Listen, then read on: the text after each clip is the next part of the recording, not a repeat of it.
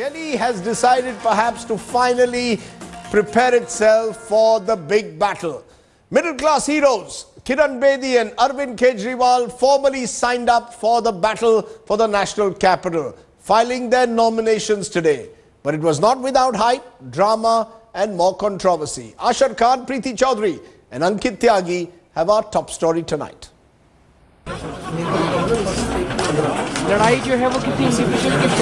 The national capital is all set to choose a new government. Today saw those taking claim to lead Delhi, filing in their nominations and getting into a three-way fight for the job. पहली बारी ऐसा जनता का कुंभ मेला देखा है. आज तो मेरी आंखें खुल गई हैं कि ये जो पॉलिटिकल लाइफ कितनी मेहनती है. लड़ाई जो है वो किसी इंडिविजुअल के खिलाफ नहीं है, लड़ाई किसी पार्टी के खिलाफ नहीं है, लड़ाई हमारी भ्रष्टाचार और महंगाई के खिलाफ. Personally, Congress and BJP have been contesting against each other, and this time around also I think it would be the same. The former cop contesting from Krishnanagar's seat was the first to hit the road campaigning, meeting the citizens. That is where Kiran Bedi is flanked by Dr. Harshvardhan. Not too many people actually in this particular road show. Arvind Kejriwal, who followed a short while later, was heckled by BJP supporters, booing him and shouting Modi slogans. You can see the supporters of the BJP shouting slogans against Arvind Kejriwal, shouting out Modi's name. And finally, the Congress party man for this election, Ajay Makan, who chose to focus his campaign attack on Aadmi party. Ajay Makan, Congress's leader, is all set to file his nomination today. The stage where right behind me, of course, decked up with posters of Ajay Makan. Setting the tone up for the run-up. It was a day packed with controversy. Starting with Kiran Bedi garlanding Lala Lajpat Rai's statue with a saffron scarf. अपने स्वतंत्रता सेनानियों ने पूरे 120 करोड़ लोगों के लिए, पूरे देश के लिए, देश को आज़ाद कराने के लिए लड़ाई लड़ी थी. वहाँ हमें राजनीति नहीं करनी चाहिए. Kejriwal later hit out at Bedi once again on Twitter, accusing her of running away from a public debate. The BJP, of course, shot back a reply. 15 दिन पड़े हैं, हो सकता है आपको डिबेट देखने को हो जाएगी. सर, बड़ी ब्रेकिंग न्यूज़ हो जाएगी, या बताइए. हो सकता है देखने को मिल जाए. Candidate Makan had earlier challenged both Bedi and Kejriwal for an open debate. It's a high-stakes battle for the throne of Delhi, and no contenders are leaving any stone unturned, be it verbal brickbatting or flaunting their strength. The contenders are going all out to ensure that they win in this capital showdown. With Atir and Brijesh in Delhi, Ashish Khan for Headlines Today. And a quick wrap of what else has been happening today in the battle for Delhi. The rift within the Delhi BJP widening by the day. Today, a BJP leader, Abhay Verma, supporters protesting outside the BJP headquarters over their leader being denied the ticket for the upcoming state elections. The Aadmi party also facing trouble. Their candidates from Mehroli and Mulka had their tickets cancelled just days before the polls. Crying foul, the candidates protested outside Arvind Kejriwal's residence today. Meanwhile, Anna Hazare has expressed his displeasure at his former aides Kiran Bedi and Arvind Kejriwal joining politics. Anna said he's capable of fighting alone. He doesn't wish to speak to either Bedi or Kejriwal. That's a good point on which to turn to the question. Anna Hazare not happy with Kiran Bedi and Kejriwal contesting politicians, but we are asking, have middle-class heroes finally come of age in electoral politics now that Kejriwal and Bedi are formally in the contest? That's the question I want to raise first at the top today on the news today at 9. Joining me now, Ashish Khaitan, he is spokesperson of the Aadmi party. Interestingly, Ashish was a journalist who has now turned to politics. Sanjay Kaul is spokesperson of the BJP, again someone who was in the NGO movement and has now turned to politics. Also joining me, Rajiv Gowda of the Congress, member of parliament and spokesperson of the Congress. He too is someone who was with the IIM Bangalore and has now turned to politics, the member of the Rajya Sabha in the party. Also joining me shortly will be Dr. Jaiprakash Narayan, founder and president of Lok Satta, and Arun Bhatia, former IAS officer who's also taken to politics. So lots of people are shifting from politics to from middle class homes to politics. That's the question for you, Sanjay Kaul. Kiran Bedi Do you believe that Kiran Bedi entering politics is a sign that your party has finally accepted that you can't only have traditional politicians? We've gone beyond the karyakartas and netas to someone who is being brought in from the outside, and which is also causing resentment, we are told, in your party. Well, yeah, like you said, you thankfully remember that this is roughly the sort of a movement that we started long back, and we also attempted to break the, let's say, the political sort of the stigmatized idea of politics in India by arguing that the best way to change anything is to participate, not to stay away and curse. And you're right, of course, that the number of people who you mentioned, I know Jayaprakash personally, of course. I don't know Mr. Gowda from his professional days. But Kiran has been a comrade. So have a lot of these people who were in the IAC, and to that extent, even the leaders of the Aam Aadmi Party. But have been people who have worked with me earlier. No, but is it in a way, if I may ask, is it simply about the fact that it's a political necessity, that because you didn't have a credible local leadership, so you brought in Kiran Bedi? Or is there a natural, spontaneous embracing of someone who has achieved something in public life? Is there a willingness to embrace someone like that? Yeah, I mean, as far as, expertise is concerned in a particular field, or a professionalism is concerned, you tend to people who are basically have performed well in their respective fields. So, I mean, why should that not happen with politics? But is it a necessity? The real fundamental question was it a compulsion? Was it a compulsion because you didn't have a credible local leadership, so you brought in Kiran Bedi? Otherwise, political parties are reluctant to embrace someone from the outside. No, I think you're turning. You had a much larger point, and I think that was really the crux of the argument that you placed before us. But now you're making it a little narrower in terms of whether Kiran Bedi represents those, the necessity of having somebody like her to lead the party in Delhi. But I think those are strategic and tactical moves. If we were in another time and place, maybe this would not be the solution. But that we are here and now, everybody agrees that this is a masterstroke. So politics is about basically occupying space, like it is, for instance, and like marketing is, for instance. So I think, and you've seen this before. And we've talked about it many years. The fact of the matter is that people who do very well are always going to be wanted, and talent is going to be always at a premium. Now the question is whether you fit into a situation or not, or when you fit into the situation. But the larger point remains that whether it's not that the middle class is basically making its way into politics. Largely, most people are middle class, a lot of them in politics. But the important point is that it's embracing a new breed of people who come from a background of public service and who have a public service record. And that's the interesting development. That's what we used to fight for, if you remember, when we...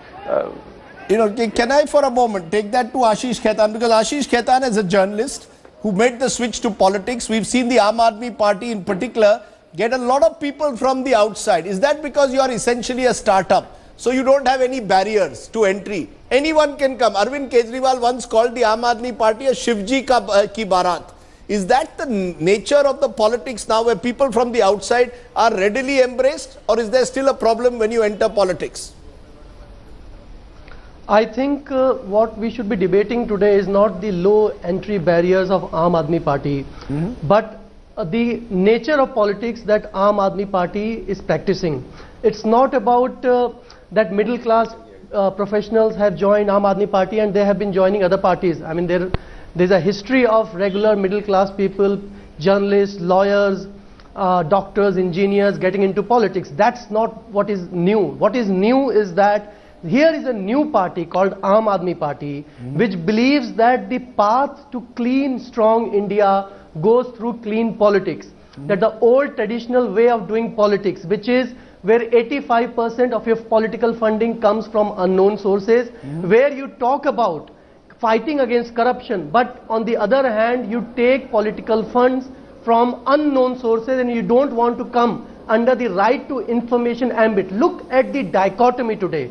You want an accountable system, you want a transparent system, but you don't want transparency and accountability in your own political functioning, in the way your party is being run, in the way your party is being funded. The fundamental difference between Aam Aadmi Party and other parties is that Aam Aadmi Party believes that the only way you can cleanse the system is that if you start practicing clean politics, you fight elections with the money of the Are you saying every candidate of the Aam Aadmi Party today is fighting the election with clean money? Are you giving us an assurance that every candidate of the Aam Aadmi Party is fighting this election with clean money? If tomorrow Aam Aadmi Party is not running a laboratory where we certify our candidates before we field them, but yes, if tomorrow we find any evidence of any wrongdoing against any candidate or party member, we would not think twice before expelling that member. And on the second hand, look at what Kiran Bedi has done. Why you think Kiran Bedi is running away from the debate? Because until a year ago, Kiran Bedi used to say that one should not vote for BJP and Congress because they have been indicted by High Court for violation of FCRA Act, because they don't declare the source of their political funding, because they fight the elections with the help of black money. And today she has joined the same BJP. What has changed? Nothing has changed. Quick response from you, Sanjay. Call before 85% of BJP's funding still remains from unknown sources. Okay, Ashish, so that's the fundamental difference. Ashish, before we have come here to fix the system. We have not come into power play. Before I broaden this, I want Sanjay Kaul to respond to that basic point. Do you believe that the BJP and the Congress are traditional parties, is the argument being made, and therefore even if I am someone like a Kiran Bedi, I have to in the end practice the kind of politics that the Congress and BJP will allow me? I can't change politics by joining parties like Congress and BJP. No, that's a fallacious idea, and it's basically exclusivist in the sense that all parties are new some point in time in their lives. But the tragedy of all this is that the people who stand out because of the principle that they exhibit very soon become an unprincipled party, and we've seen that, and they start compromising and they lose their luster, as we have seen, for example, with the Aam Aadmi Party. I mean, they'll. Okay, I'm having a problem with Sanjay's line at the moment. Sanjay, I'm trying to understand. Would you have to compromise to be in a party like the BJP or Congress much more than if you are in the Aam Aadmi Party? Because the Aam Aadmi Party is relatively new, so therefore the nature of compromises are less. Will you concede that or not? Good question, and I would like to answer that elaborately. So here's the thing. See, when you join a larger party or a party that exists for a long time, it has its own processes, systems and organizations. But when you come in, the idea is that if you can retain your true nature, you try and influence the people around you. Now, if you fail, that's your failure. If you are unable to convince people within the organization what is a better way to do things, then it's your failure. It's like a company which hires a CEO who's unable to turn the company around. That's your failure. So these are people who did not want to. Basically, the fundamental problem with such people is they're unable to work with other people. And that is why they're essentially destructive of organizations. They can't build things. They can break them. And that is why these they don't last, you see. So my experience, and just let me say this. My experience is that you know and you remember me from the time that we floated the Gurgaon Residents Party. That was the first time this experiment was floated. And I may also add a number of people who basically worked with me then tried to basically to create other parties, and they never worked. And the reason they didn't work is because they did not have gravity. And that is where it goes wrong. So if you really want to do good, if you want to change things, the best thing to do is to move into areas where you can influence, expand, and then make a footprint. If you are not willing to do that, that just means you're I'm just wondering whether that is only to be at the end of the day. No, one minute, Ashish. Let me come to Rajiv Gowda, because he also represents a traditional old party.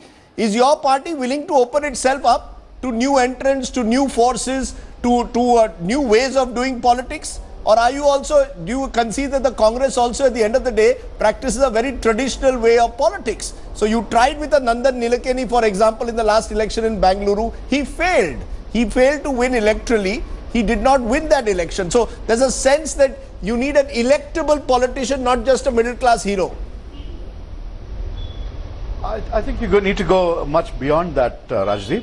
Essentially, you have a situation where a lot of the middle class had historically been apathetic. They would sit in their armchairs and criticize the nature of politics and the unraveling of governance and things like that. Even today, what you see is, in the last 2, 3, 4 years, you've seen an upsurge, partly because of a confidence that the middle class has got in their own political capacity. That actually comes from the efforts of Jaiprakash Narayan. I myself got, thousands of people on the streets against the Ram Sena's attacks on women. So all these build up towards, sort of getting a sense that, yes, there is scope for us to go out there and but electable. But Rajiv Gowda, the point I'm making, electability. Is it all about electability or is it about idealism? It's all very well to say, I want to make a difference. Eventually, people end up joining the mainstream parties because they feel that's where they can get elected. Will you concede that? Yeah. But you can't form a new party. So middle class forming a new party is fairly rare. It's now when the numbers are large, in a city like Delhi where they're concentrated, it's possible. You saw this, for example, not all middle class movements are necessarily inclusive. For example, the Assam Gana Parishad in some ways was a very, very strong middle class movement. So there have been examples of these kinds of movements before. Now, the point is that it's not a question of quick fixes, expecting to just come in as a celebrity and win. It is, it involves building a track record in the community, in the party, and getting people to accept that this is a person who stands for change, who can demonstrate a track record and sort of fulfill aspirations going forward. I want to know whether the mainstream want to know whether the mainstream political parties are ready to embrace such heroes, give them positions. Are they ready to do that or not? Is the question. Jaiprakash Narayan, let me take that view. Are the entrants willing to put in the hard work of building the sort of bridge with party workers? But your party wants people with famous surnames. The celebrities just show up. Your parties want tickets. You need to build a pattern of contribution over time, and then you will be in a position to be accepted by everybody. The fact I is, think there's enough space in political parties, whether it's the direct election route or in the Congress. Historically, people like Manmohan Singh have come in, extraordinary icons who've made India, who've created the middle class in a very substantial way. The fact is that parties like the Congress tend to embrace those with famous family surnames, which is also partly responsible for them being a bit of a closed shop. But Jaiprakash Narayan, you've tried for years with your Lok Satta to break that closed shop, to actually create more space for, let's say, professionals to enter politics, to create a new type of politics, much like Arvind Kejriwal claims he's trying to do in Delhi. But this type of politics, can it work? Or do you have to go the Kiran Bedi way eventually and join a mainstream party like the BJP?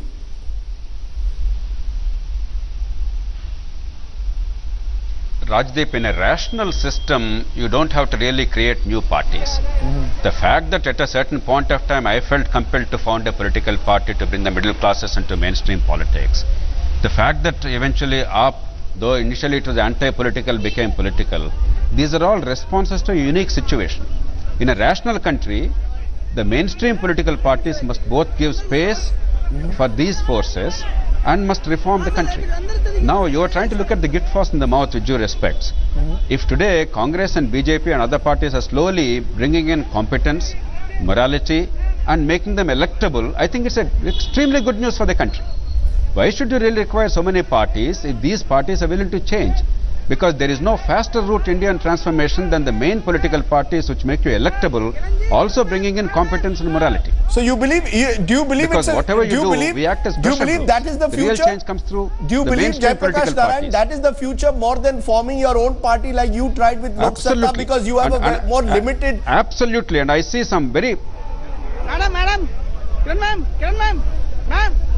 No, I actually see tremendous winds of change in the country, whether it is Kiran Bedi joining now in the mainstream or Suresh Prabhu being wooed from another party, a minor party, but is given a cabinet berth, and it's not because of the political clout, because they felt that meritocracy and technocracy must be involved, or Shazia Ilmi joining, or Rajiv Gowda himself became a member of parliament. Imagine a Rajya Sabha member today in a mainstream party typically costs 50 to 60 crores. And Rajiv Gowda was made a member of parliament by a Congress which is now down and hopefully not out.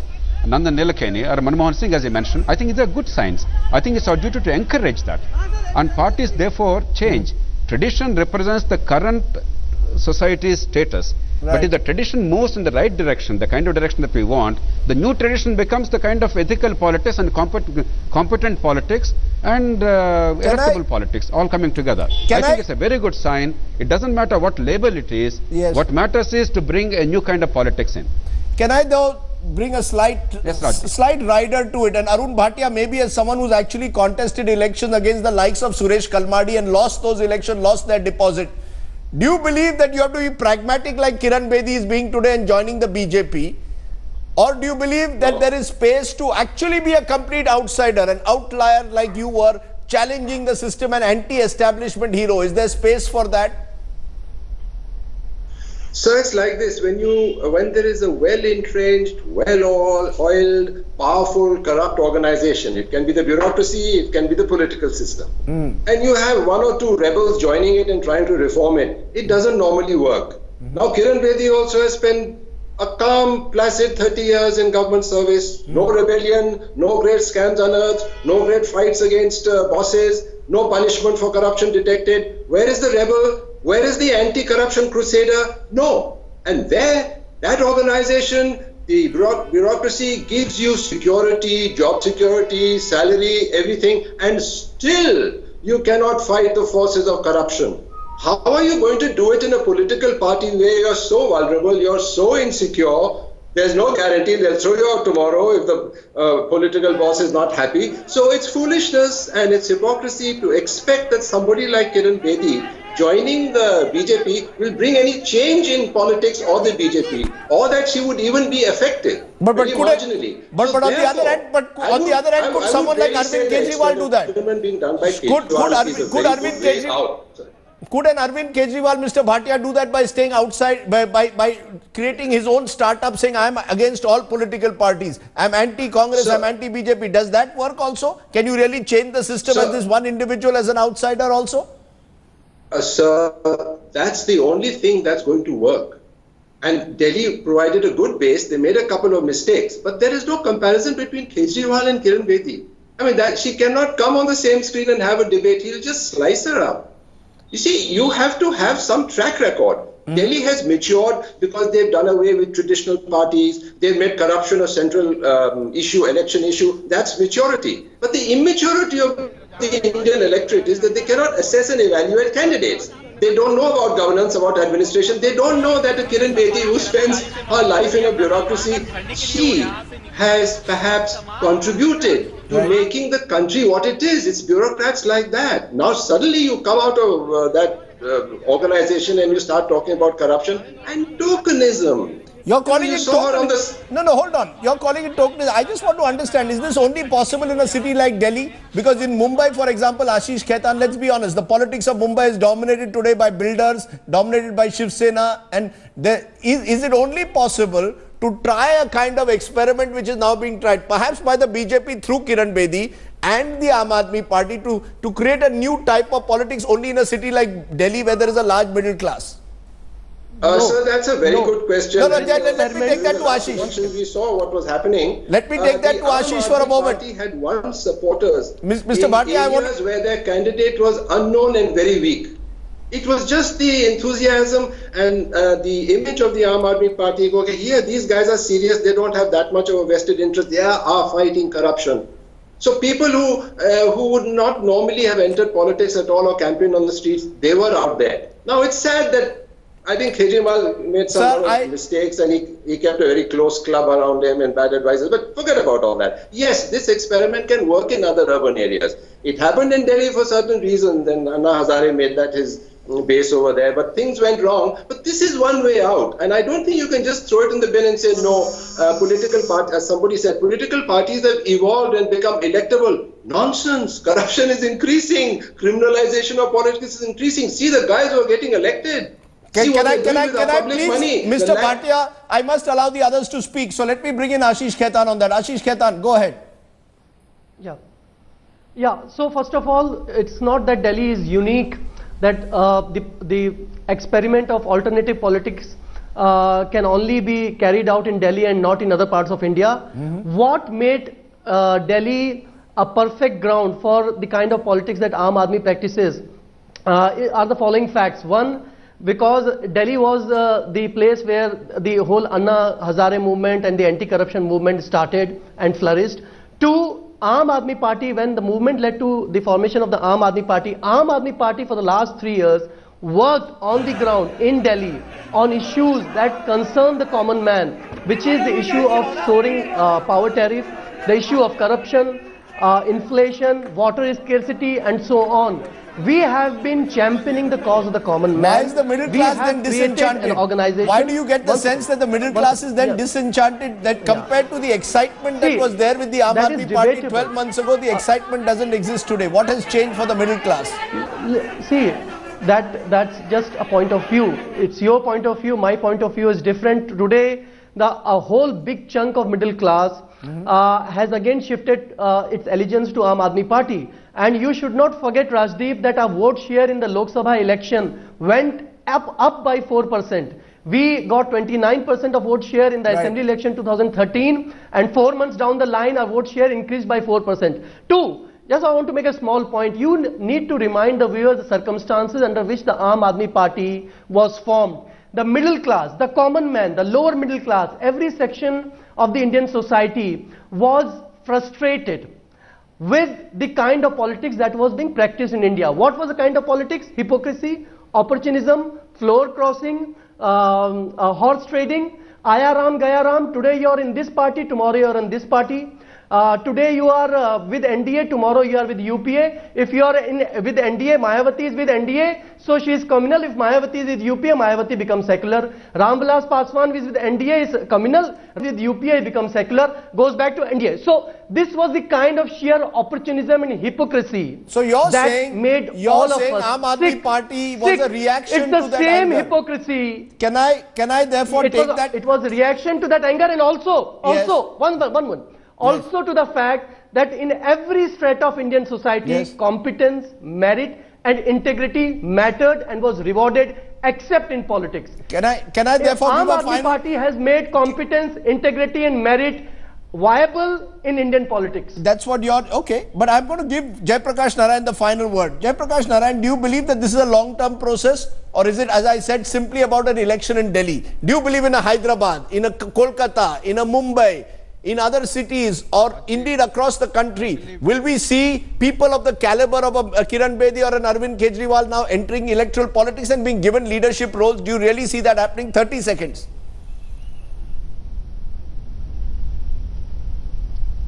Rajdeep, I am a great optimist. It's a matter of time. India is a vast country, almost a continent. It's more complex than Europe. Therefore, don't expect it to happen overnight everywhere. But the process has begun.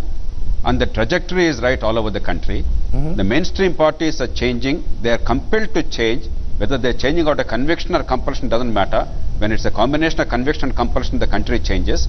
That's the way Britain changed from a rotten borough situation to a modern democracy. That's the way America changed from Tammany Hall and machine politics to a modern democracy. That's the way India is changing, and we must accelerate the process, and that the mainstream parties recognize the need and encourage this. Actually, I think an extremely good trend. There's nothing more important than these powerful political parties transforming politics for their own need and for the country's good. Okay, that's a positive note. We've decided today to avoid the usual shrill debates and have a discussion which sometimes makes television a little bit less noisy, which is good to hear. Thank you, Jaiprakash Narayan, Rajiv Gowda, Ashish Khaitan, Sanjay Kaul and Arun Bhatia for joining us.